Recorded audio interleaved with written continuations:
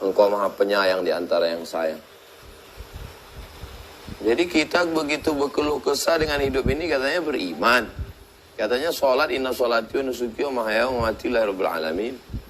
Katanya Allahu Akbar, Allah maha besar. Baru dikasih sedikit aja oleng. Jadi yang pertama itu adalah bandingkan diri kita. Itu perlunya kita ngobrol, kita cerita sama orang. Orang yang helmnya hilang, stres, depresi, ngomong mana-mana, update status helm hilang. Begitu ketemu sama orang, motornya hilang, lebih nyantai. Ada orang bininya hilang, lakinya hilang, anaknya hilang, kerjanya hilang. Jadi perlu kita membanding-bandingkan diri, mengukur bayang-bayang.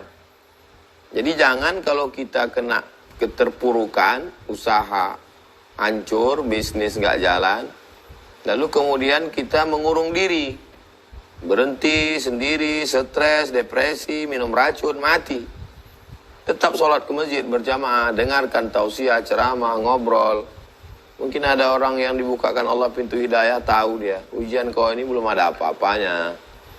Kemarin si Anu lebih hebat lagi ujiannya. Nah ini perlunya kita membanding-bandingkan diri dengan, kita nggak boleh membanding-bandingkan diri. Nggak boleh itu kalau masalah dunia. Kenapa dia kaya, kenapa dia begini. Tapi kalau masalah mau mencari kesabaran, maka kita memang disuruh membanding-bandingkan. Makanya ketika terjadi berbagai macam ujian yang dialami Nabi SAW, maka Quran itu isinya cerita. Dan Nabi disuruh bercerita. Faqsusil qasasa. Ceritakan cerita-cerita itu.